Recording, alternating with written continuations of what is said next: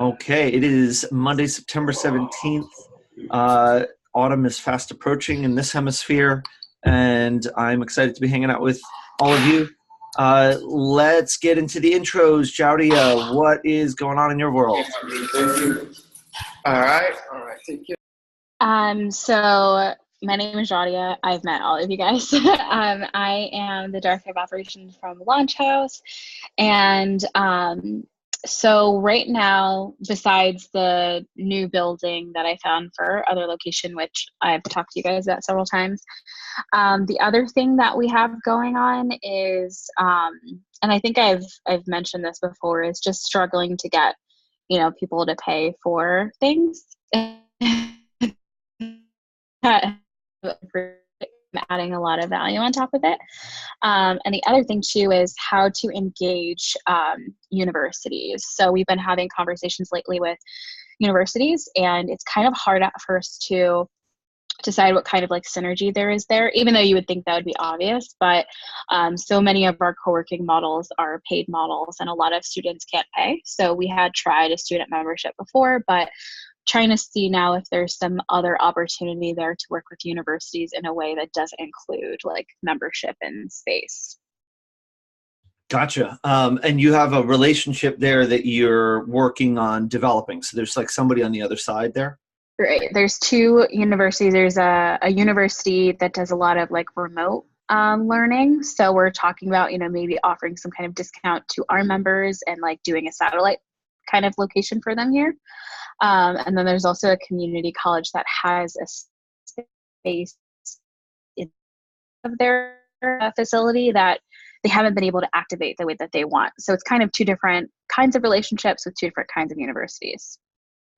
Okay, cool. Yeah, I'm tempted to dive into that, but we can note it and then come back around when we're done with intros. But it sounds like a great opportunity. Thanks for sharing. Okay, I'm going to take it to Jen and then to Ryan. Jen, where are you? I'm in a coffee shop. Apparently their Wi-Fi is better than mine at home. So let's see. Our early member campaign is cooking along. Haven't gotten anyone buying yet, but we have gotten. We got the green light to do hard hat tours. I think I mentioned that last week. So I've got several tours lined up. I actually just sent out a campaign this morning, and 3 people signed up for a tour. So that's kind of cool. In the past 2 hours. Thank you to Maurice and to Glenn, who's not on the call, for looking at my 2 scary IT proposals, because, man, I just did not know what I was looking at. So that was enormously helpful. Probably going to go with Company W, because they're like, $30,000 cheaper. And then I just had, literally, I think she's actually still here at the coffee shop, just had a meeting with our nonprofit residency director. This is a program where we are giving one 501c3 that needs a lift from the proverbial kitchen table to go into a real office space. It's a great program that we developed. She's getting a little bit of resistance from the nonprofits because most of them don't have a full-time person. It's like somebody who's doing it as a side hustle. So, and one of our requirements was that we have somebody in the space from the nonprofit 2 days a week. And apparently that's being met with some resistance. So she thinks that the model's really good, and I like it too. So we don't want to back off on that. So what we're going to do instead is do some use case scenarios. So imagine yourself at Day House, and you'll do your nonprofit board meeting here, and then you'll get your business coaching, and kind of taking them through that day of what it'll be like. So, that's about it. Awesome. Jen, this is great. So I think the hard hat tour is a really valuable and important part of the experience. So the more that you can be doing that and documenting it, sharing it, the better. So awesome. Thanks, Jen. Okay, over to Ryan. Ryan, and I know we got Dimitri tuning in as well. So hey, Ryan, how's it going over there? It's going pretty good. We're coming in on what is this, the 3rd week of September. Things are going pretty good for us. got another new member. She's in the States right now. She's a doula, which is really interesting. Doulas are essentially like midwives that spend a lot more time and they're a lot more hands-on with women throughout their pregnancy. So they'll help you before you have the baby, when you start delivering the baby, and then of course, after you end up having the baby. So we're all glad to have her here in the space. Gonna walk her through the process, like stuff like taking a lot of her courses and making them online courses, because she also teaches courses for midwives and of course women who are pregnant and stuff. But we're doing pretty good on getting in new members. We are starting up our new newsletter this week as well. So that's another new thing. And that's pretty much it for us in our space. Sounds groovy, Ryan. Are you having any kinds of questions or issues coming up, especially with the kind of the workload of all the different programming that you have coming up? No general issues. I mean, if Dimitri could think of anything, he would probably jump in, but no, nothing on my part today. Neat. All right, cool, man. Thanks for sharing.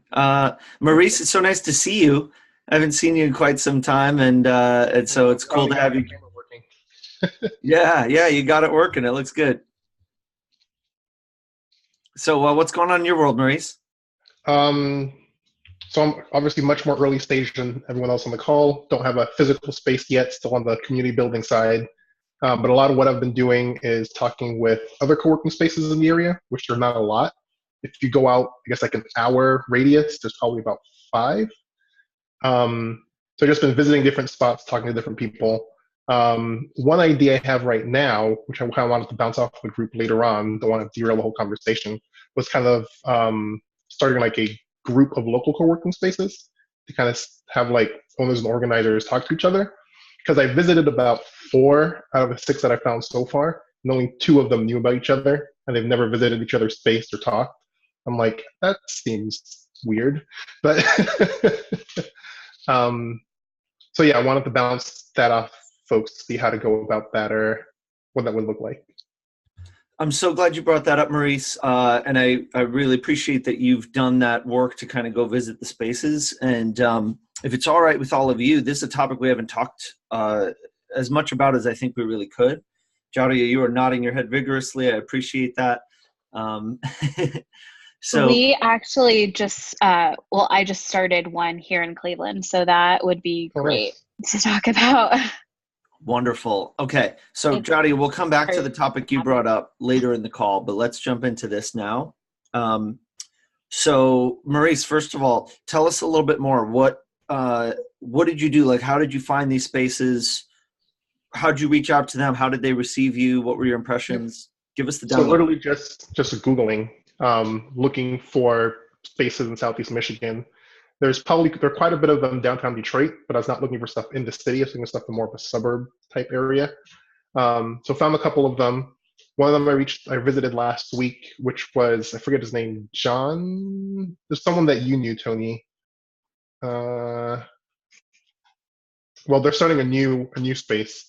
So he was very welcoming. It was awesome. Let me look up his name really quick. It was, yeah, John Newman. Yeah. So that was great. I'm meeting with someone in Ann Arbor next week as well. They seem very open to the idea of getting to know other co-working spaces. And then the third place that I visited, they were very welcoming in terms of like showing their space. But once you start talking about the other ones, they're like, oh yeah, we know they exist, but we didn't talk to them or we haven't done anything with them. So like I said, the 3 places I've visited, one seemed a little reluctant. Just knew like other places existed, but wasn't very interested. And the other 2 seem a lot more interested in at least getting to know the other folks that were out there. Gotcha.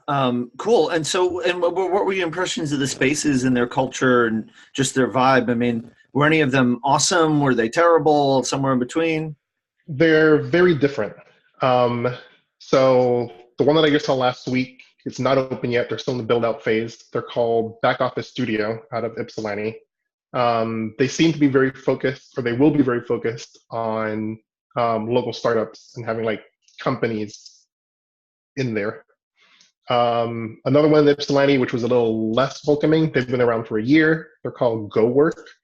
A lot smaller. I should say back office studio, I think, has about 9,000 square feet, something about that. It's 2 floors. cowork is a lot smaller. It's about 1,000 square feet. Totally different vibe. They've been around for a year, but they focus mainly on remote employees. So they're not looking for groups of people or teams, mainly because their space is so small. Maybe, I don't know which came first, small space, then decide to focus on that, or the focus and then the space. I'm not sure which one. So they don't have a lot of interest in hosting events or attracting a lot of teams. They're looking mostly for individual remote employees. They were very hands-off. Their whole vibe, well, not vibe, their whole pitch is they call themselves an autonomous co-working space. So you can literally sign up today and get an access code within like 15 minutes and just walk into space and like never meet anyone. And like that's their thing, right? Like that's what they focus on. So those are the 2 I've visited so far. And then Pastel, which is the one I'm part of, they're focused on female empowerment. They've also been around for a year. This summer made it a year. And she's very focused on, I guess, not remote employees, but self-employed people who have their own companies, not necessarily trying to grow their company from a headcount standpoint, but more from like a client customer base standpoint. Isn't it amazing how diverse these spaces are? Right? Like each one of them seems to be pretty unique in terms of their approach and their vibe and all of that stuff. And so that's one thing that we can use as we're thinking about how to architect this conversation, to say, hey, every one of these spaces is different. They all have a different vibe. They all have a different market. And it's really up to the market to decide which space is appropriate for them. And ultimately, what you end up having is one space is able to reach somebody who's not appropriate for that space, but who's perfect for this space. And so the more that those people are able to say, hey, this person, they belong with you, the better for everybody. Because what we don't want is that person who finds this space to say, oh, this is all that there is, I'm out of here, and never join a co-working space, when the right one was just down the street and they didn't know about it. And that ultimately is one of the big reasons why working together is just so much better than staying apart, because our biggest competition in co-working is lack of awareness and lack of understanding of the value. And so if we can shift people's understanding of that collectively, then it's to everyone's benefit. It is absolutely a rising tide that lifts all boats. And informal friendship and then formal alliance are both effective ways of addressing that. So you can cite numbers when you're talking to people if there's ever skepticism or whatever, that there's 50 million potential coworkers in the world, and there's in the US, and there's like 638,000 actual coworkers. So the market is so much bigger than what's currently being serviced. And the reason that that number isn't equaled out is because it's going to take a lot of time and people have to know what this is about. So there's plenty of pie for everybody to get, as opposed to a traditional market where you're fighting over a finite amount of market share, or like a relatively finite amount. You know, so like if you open a pizza place in your town, like the pizza market is being served currently. So if you're opening a pizza place, you know, like you can grow the pizza eating market, but you know, you might be taking market share from the other pizza places in town. It's not a perfect analogy, but that's kind of roughly the idea, right? Because the pizza market has been built out. People who order pizza, you know, that's kind of already been developed.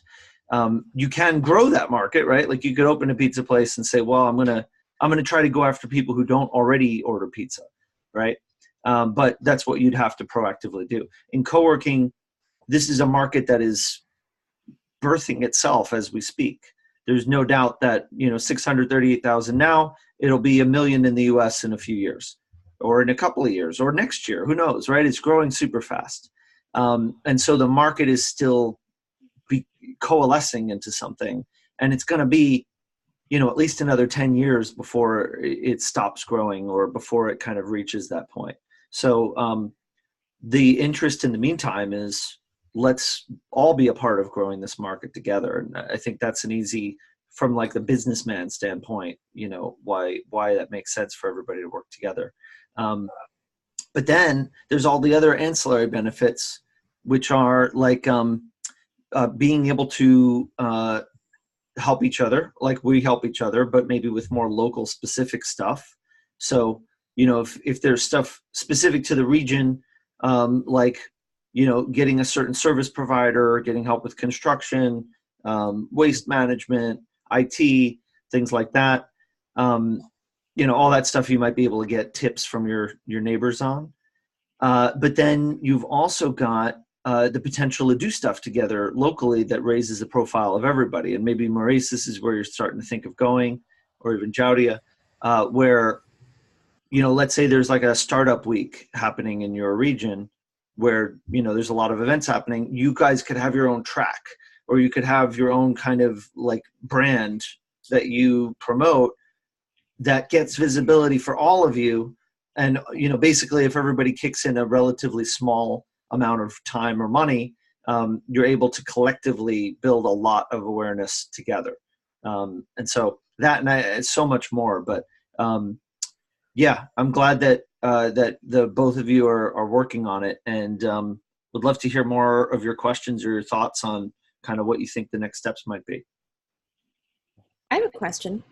Yes. I feel super awkward, like cold calling a co-working space operator, you know, if they're not a part, like if they're not like a juicy person, or if they're not in Women Who Co-work or whatever. It's just like, hey, I'm opening a space. It's not too far from yours. Can I come check yours out? Like, I feel weird. So I will say my trick to that, so to speak, because I assume if I told them, hey, I'm looking to open the spot, can I come check you out? They're going to feel like I'm a competitor trying to like steal their ideas or something. So my trick to that has always been not mention that when I introduce myself, like over email or the phone. But then once I'm there in person, then say like, hey, full disclosure, this is what I'm looking to do. This is why I'm here. Kind of because I'm already in this space, so it's harder for them to like kick me out, so to speak. But I also tell them that up front once I'm there, and not at the end, so it doesn't feel like I tricked them. So, yeah. That's funny. It's I'm curious about that, because I was kind of starting to think the opposite about being really proactive about being upfront about who you are, just because I've heard stories of people who try to like tour a space or check out a space and don't say that they are starting a space, and then like the space owner figures it out, and then you're labeled as shady. Right.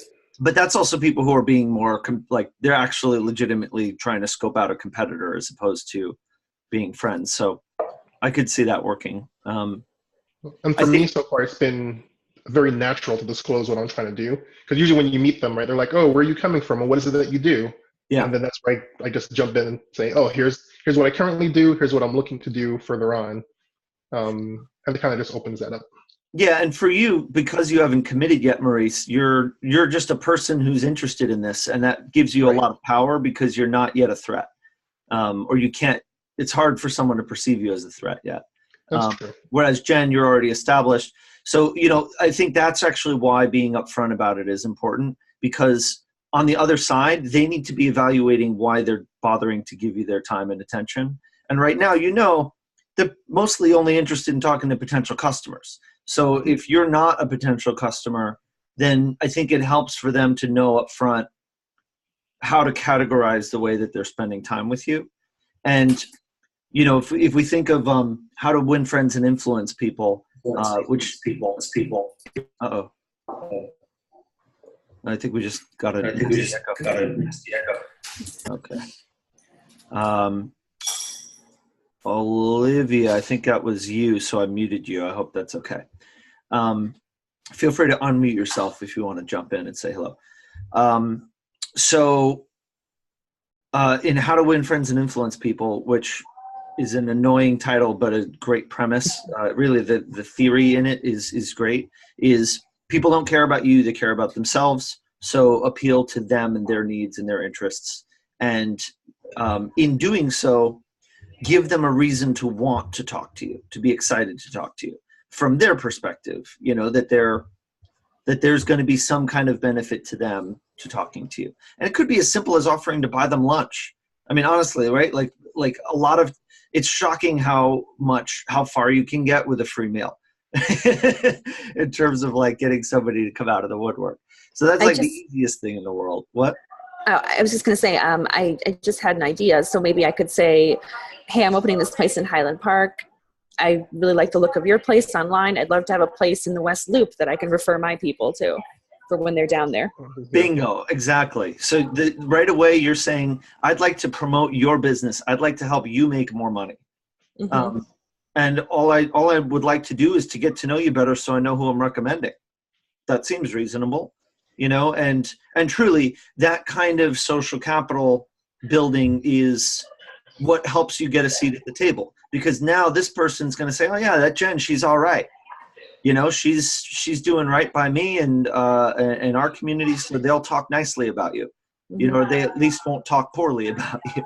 Not for that anyway. Yeah, and it doesn't really, you know, like I think if we want to sell this idea that we can all be friends and that we can all promote each other, we have to lead by example first. And this is true in a lot of things in life where we need to show the kind of attitude that we would like to see other people respond with, even if they don't all respond with it. And, you know, that was one of the troubles I had in New York, was that a lot of the people I dealt with were sharks and took advantage of us. And, you know, it was a difficult thing, but the littler guys that we got along well with were very grateful for it. And we did a lot of good stuff with them. We threw parties, you know, where we went out of our way to promote the other spaces. And, you know, even if it didn't help our business, I think it helped our social capital and our reputation and the reputation of coworking in general. So, you know, it helps to, like, when you meet them, to get a better sense of, well, hey, are these people that you're value aligned with? Because, you know, hopefully you won't find anybody that you aren't aligned with, but it helps if you can start to get a vibe for who the friends are and who the sharks are. Yeah, perfect idea, Jen. Thanks. Is there an alliance in Chicago? A coworking? No, there's not. But I've talked to I'm a member of a place in River North in the city, woman only place, and she and I have talked about it, and it's something that she's interested in starting up. So stay tuned. Have you talked to Sam Rosen at all? Oh, lots of times. About this specifically? No, not about this. Okay. It might not hurt to just at some point loop him in, because I think he has some ambitions for Desk Pass to support undertakings like this, but it's not fully baked. So it might be like, you know, if you guys are doing something, then it could help compel him to figure out a way to support you, since it's in his backyard, you know? So I would not be surprised if there's like some way Desk Pass could support, you know, Sam at least, if not Desk Pass formally, could support you in doing that. Sam's obviously got a Rolodex for Chicago spaces, so you know that could be powerful as well. Cool. Good idea. Yeah. Great. Very cool. I'm a big fan of it, and I will say, it sounds like everybody on this call is, or at least the three of us on video here, is into this.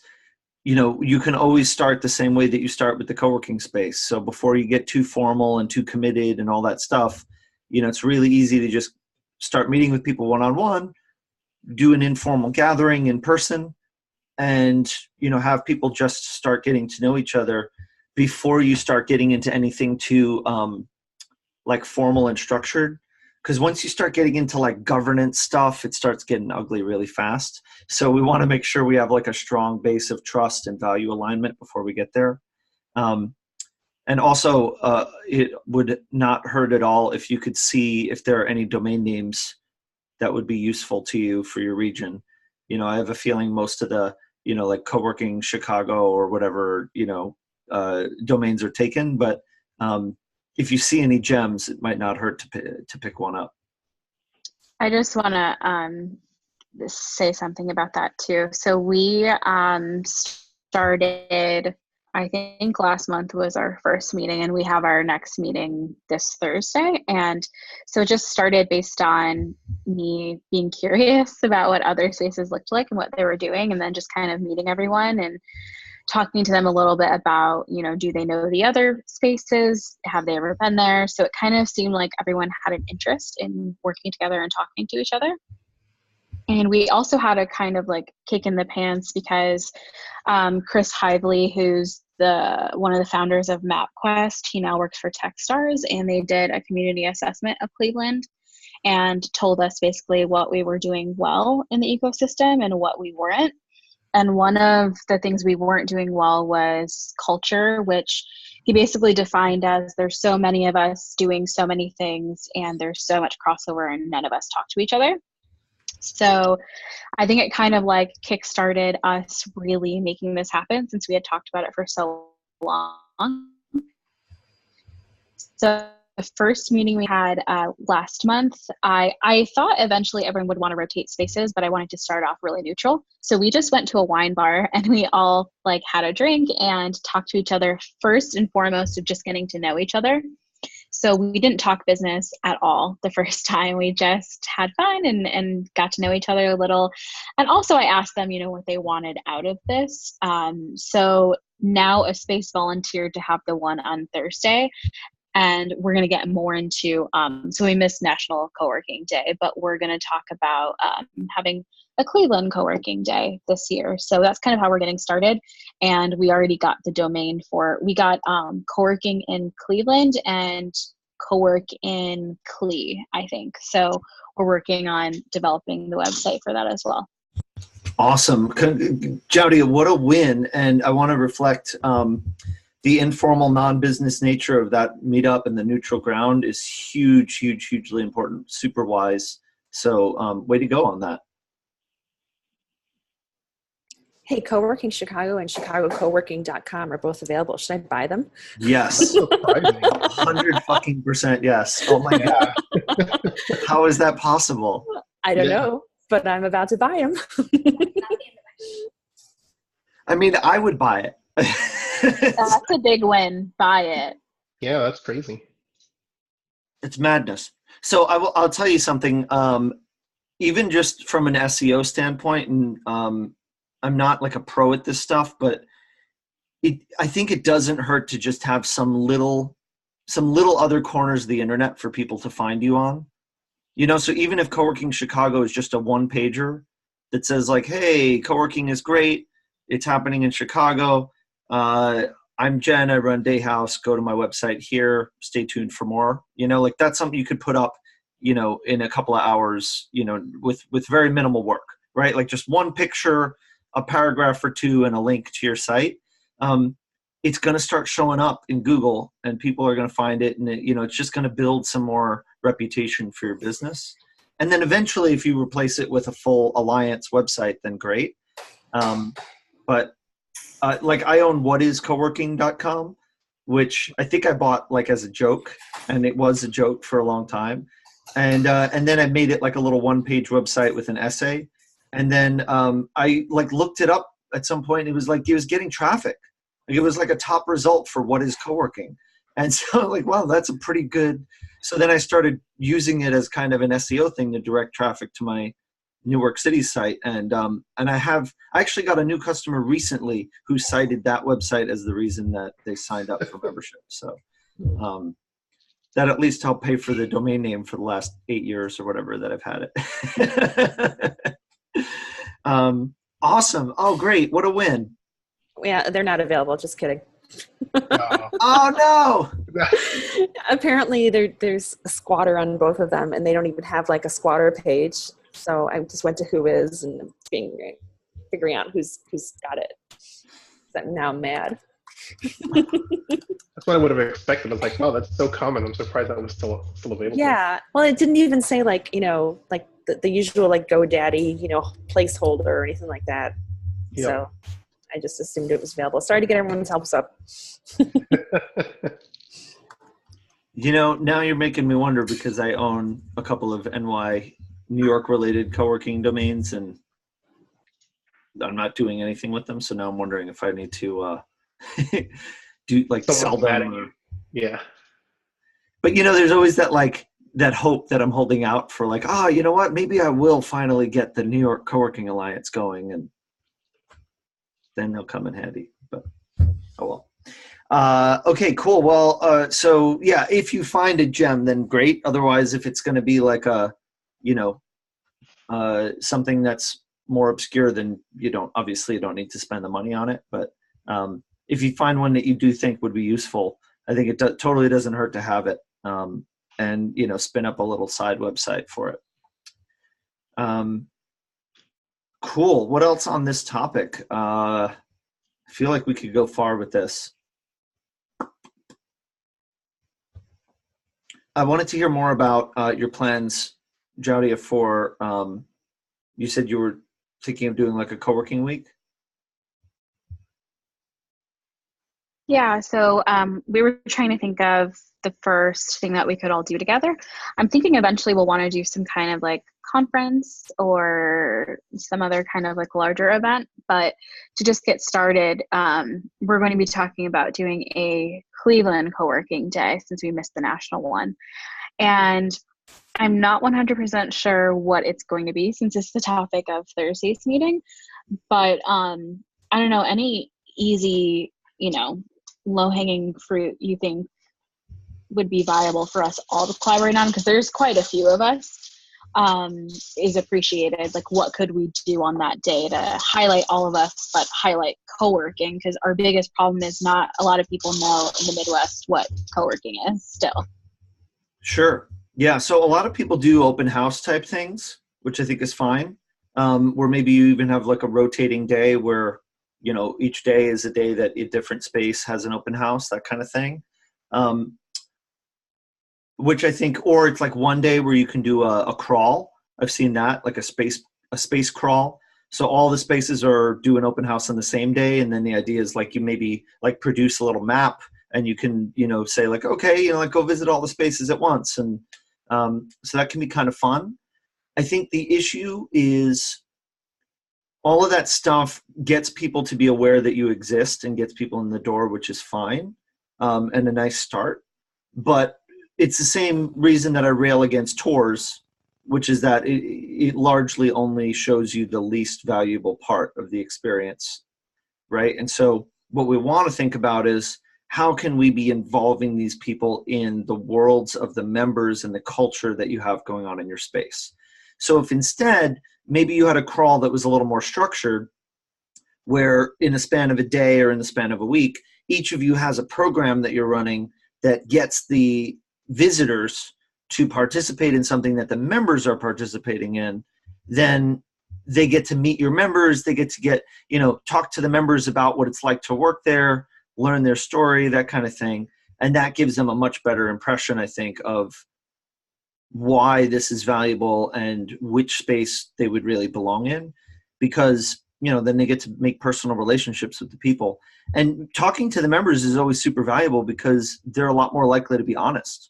Like a member is going to tell a prospective member the truth about what the experience is like, which could go both ways for you. But if you're doing a good job or you're working to do a good job, then it's going to certainly work to your benefit to have your members advocate for you in that authentic way. So a show and tell is a great win for this, because you get to see the members are up front, they're showing off what they're doing. And you can even be a little bit like put your thumb on the scale in terms of who's presenting at that, to say, who's working on the most impressive stuff in your space, and, maybe proactively recruit them to show it off during that like special edition show and tell. And I guess not every space should do a show and tell, because that would be a lot of show and tells to plan for one week. But, for your sake, I think it would be a useful activity for sure. And what else? Yeah. Any other like fun culture building type stuff? I just want to show you something real quick, which is why I'm walking awkwardly. Okay. So this is a problem with walking. You guys are like trying to build this too. So we have like a disloyalty card. So it says CLE Co-working disloyalty card. And on the other side is like spaces that are involved in it. And basically it's like a discounted day pass. So any of the spaces that like go on here or are part of it, we do like a $10 like day pass. So not everyone is on it, unfortunately, which is why this alliance is important. But that's something that we're doing too, or trying to do. Amazing. Thank you so much for sharing that. Yeah, and it's such a great like vibe too. Like when you see that card, it's gonna spark questions. People are gonna be wondering like, wait, what is this? What is the deal with this disloyalty card? Right? Kind of a little viral even. So that's neat. Okay, so we are a little bit short on time. Craig, it's so nice to see you in the call. Welcome to the program. Hey, thank you. Yeah, it's great to be here, Tony. Finally was able to actually have time to be able to join, so I'm pretty thrilled about it. Yeah, well, that's the thing about us entrepreneurs is we're busy people. yeah, I know. Every time you guys were having your call, you had to move it a couple of times. I couldn't join, so I'm thrilled to be finally getting on here now. Fair enough. So we're kind of transitioning topic here, and I'd love to give you a chance to introduce yourself to the group. You want to just tell us your name, where you are, kind of what brought you to the group, what your status is? Sure. So my name is Craig Warman. I'm located here in near Fayetteville, Georgia, which is actually down south of Atlanta, down near the airport. And I'm starting a co-working space down here. The company that I'm working with on the build out, the actual building right now looks like it's grass basically. So we're about a year and a half out before we'll actually have anybody in the space. But really excited about it because we are actually across the street from the largest movie studios here in Georgia. And Georgia is actually the largest filming location, even eclipses California. So we just have a ton of movies going on around here being filmed all the time. And so we're in a great place from a community standpoint to have artistic input, folks that are part of our potential co-working space, in addition to just people like myself, a software developer. So that's where we're at right now. Very, very early on, and really excited to be part of this group. That's it's called Pineworks Studios, right? Correct. Yeah, actually, Pinewood Studios, and so we're calling our co-working space Pineworks. So that's sort of a take on that. So yeah. And do I understand right? Pinewood is like they're also in the UK, and that's where they do like Star Wars or something, isn't it? Don't they do like big time stuff? Yeah. They do. Marvel is doing all their filming down here right now. We got Walking Dead filming down the road from us. And then my understanding is that next month Netflix is going to be coming in. They're going to be moving in here as well. So it's kind of neat. I'm not in the film industry. I don't know anything about it. So I just, but you hear all this stuff going on. It's like, well, this is kind of cool. Craig, if we can get some Marvel superheroes to come to your opening party, I'm just saying I'd be there. That would be a lot of fun. Well, I'm actually I'm starting to work with the folks over at Pinewood because we want to use their facility right now. We need somewhere to meet. I'd like to start doing like a jelly or something like that and getting some people in the community to start coming to it. So hoping to actually use some of their facilities over. They got a screening room over there we think we might be able to use. So great. And it's interesting in the realm of film and media, that world is already very accustomed to dealing with freelancers and creative folks. So, and like funny schedules, like they don't work traditional office hours, things like that. So I'm going to be very curious to see how you're able to interface with that industry and what you're able to learn about how they work and how they might benefit from or help to shape a co-working project, because there's been a lot of different industries that have touched this, but I've not seen a specific example of something for this industry. So I'd be very curious to see. I imagine there's lots of times that various members of the cast and the crew might want to do work when they're not on set and don't want to do it in their house when there's kind of like just these awkward in-between times. So I'm very curious to learn more about how all that goes down. Cool. It's going to be interesting. And we also have a large medical presence in this community as well. So when they're showing interest in the space, it's kind of like, well, that ought to be weird having, creative folks and, medical people, but who knows? Maybe there'll be some commonality there. You never know. This is going to be a great, so check out this segue, right? Because I promised Jaudia we were going to talk back about the topic she brought up in the beginning about how to work with universities. And she actually has two different universities that have two different needs. And it sounds like they kind of overlap with the conversations that you're having with both the film industry and the health industry, which is that all of them are these larger established institutions that are outside of what you're doing, but may have an aligned interest with what you're doing. And this is kind of one of the things that I want to tell the story about better next year is, or even later this year, is the story of coworking as a, what is the word? It's like a vanilla, a catalyst, a thing onto which many different things can be adapted or projected, right? Where you start with the idea of coworking, but then you add these other elements in, and suddenly it becomes this other thing. So it's this kind of really cool catalytic force. And it looks like Jaudia is actually dealing with some other stuff right now. So I won't push her on it. But for example, a university, they could have any of a great number of different interests. They're not a traditional business in the sense that they do want to get more students who are their customers, but they're not selling to the students in the same way that a business sells to its customers, because its students come from like all over the country and all over the world. And so in your local area, you're not necessarily looking to connect with potential customers right in the area. The university has kind of like all these other kind of disintermediated interests that eventually kind of, like feed back. And actually in the film industry, I imagine it would be very similar, where or the hospital industry, same thing. Hospital's not looking to get more customers by working with you necessarily, So I think it's an interesting exercise to going back to that how to win friends and influence people type thinking, to say, well, what do these people want? What are their interests? What are they trying to achieve? And where might that overlap with my own interests and what we're doing? And in some cases, it comes back to like research related stuff. Like they want to be able to get an in on how is the workplace changing, and how are the people who work in your space responding to the changes that are happening in the world and the economy around them. So a lot of times these groups just want, like focus group, kind of stuff, or just to be able to get some feedback or some, some information about who's showing up and what their thoughts are on things. Do you have any sense, Craig, on like the conversations you've had so far with either of those groups, like what you think their interests might be, and just any kind of vibe on that direction?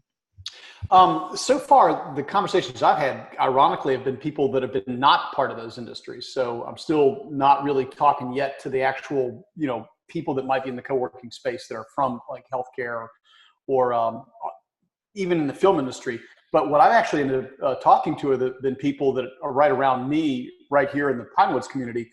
And it turns out they look a lot like me. I mean, they're remote engineers, they're artists, they're that kind of profession. And so what I'm hearing from them is, hey, we just want to have a place where we can kind of all work together and have that cross feedback and things like that. So I'm getting a lot of excitement from folks, and that's actually part of my next sort of step is to figure out, okay, as I mentioned with the studio, having a jelly or something like that where I can start to build that networking opportunity and start to get people talking to one another and getting them to get to know one another. That feels like the next step for me, but I'm just, that's where I'm at. Yeah, absolutely. It makes a lot of sense. And I have to imagine with the film industry that there's a lot of people who have downtime. Mm-hmm. Like I'm a sound engineer. I'm here in your region for, 6 months for a shoot, but they only use me sporadically or whatever it is that they're setting up different shoots or whatever. And so there must be times when they're working 15-hour days and then times when they're not doing anything for a week at a time or whatever it is. I think so. Yeah. It's going to be interesting. I mean, I could also see, people from the film industry with varying skill sets who have varying amounts of downtime, all hanging out in the same room together. Uh-huh. Sounds like a nice opportunity for some side projects to emerge. Uh-huh. You know, when you get those people in the same room and they have, you know, aligning talents, I mean, that could be fun. It could be a lot of fun. I think it's going to be a blast. I'm like I said, I'm new to all this. I don't know what I'm doing. I just know that I want to. You know, the vision is 2 years from now having, you know, something that works in the way of a co-working space. So, yeah, and it lends itself perfectly to a meetup because the people that you're going to be going after are the kinds of people who will be kind of flexible with their time and will have some downtime and probably don't need an office.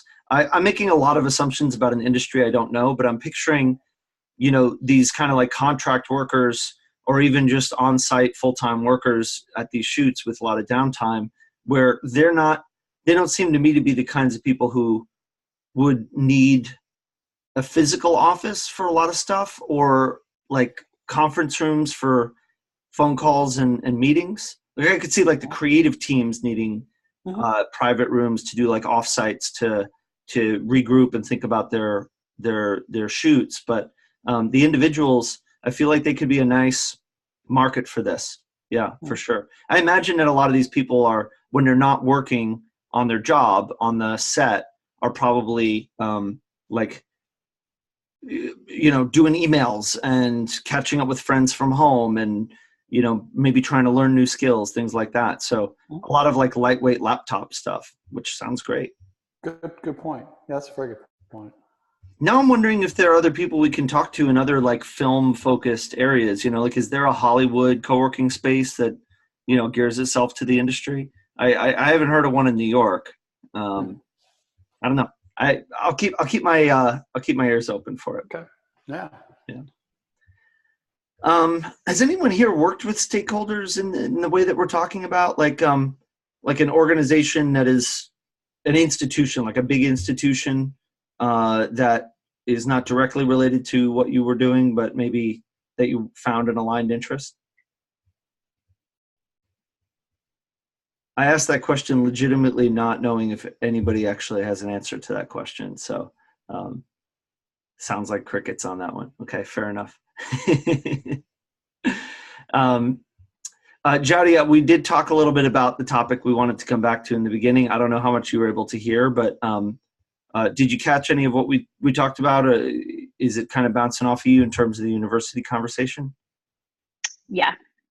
Thank you. I really appreciate that because we, and sorry, we're handling a customer problem here. Somebody's mad at us for something. Oh, no. Well, you want to talk about it? Well, there's also, so as this is actually a good thing to say. So as you get bigger, things become like compartmentalized. So I do like a lot of the content creation when it comes to like events and programming, but then I pass it off to like a marketing team who actually puts it up and promotes it. So sometimes when things have to be like moved or canceled or rescheduled, it's, you know, me communicating with them. So sometimes things get lost in translation between me and them, and then, you know, between the marketing and the customer. So we had someone who purchased, so accidentally, an event went up for a Sunday, which we don't have anything on Sundays. So I changed it as soon as I was alerted to it. But this person must have printed off the ticket and never looked at anything again. So she showed up at the place on Sunday, and it was the restaurant. And so the restaurant was calling me on Sunday, like, someone's here, I don't know what's going on. So it's us just kind of like dealing with that. But so when things become compartmentalized, it's so important to have communication, and we're trying to figure that out because we've always operated with such a small team, and now we are operating with a larger team in different locations. So it is, it's been a learning experience. We're definitely learning the hard way. But and you know, the elevation, like, it should be like the frontline person should be able to like de-escalate. So it's just like training a community manager to be able to have autonomy to make decisions in the moment instead of having to worry about like it coming from the top down. So we're going through it. I really appreciate that you're looking at it from an organizational standpoint. You know, like this in particular incident, this one person, you know, it's not the end of the world, right? Like this stuff happens. It's a very simple mistake. It's a keystroke, right? Like it's annoying that you have to deal with it, but it's ultimately inconsequential in the big picture. But the consequential thing is, how do you handle this as an organization? Like, you know, how do you optimize your own communications, your own experience, so that, you know, you can minimize the pain around these kinds of things. So I hope it isn't too big of a deal for you. It's just now I have to like get on the phone, even though like it could have been handled while I was on here, but it's okay. I'll handle this one. That is one of the funny things about this group, is that we're all a bunch of people who could be pulled away from this group at any time. And like our boundaries are not what they, you know, what they could be, but it is what it is. I'll have to watch it back to catch up on all the university discussion. Yeah, well, we kind of talked tangentially about it, so hopefully it will be of value to you. Okay, cool. Well, that's all the time we got. Thanks so much to everybody for joining in. I know we had some people calling in as well that we didn't get to talk to, so if you want to just catch up over email or something, shoot me a message. And yeah, keep up the great work, everybody. I'll see y'all in a week. Thank you. All right. Thanks, Tony. Bye. Okay. Bye. Bye. Bye, guys.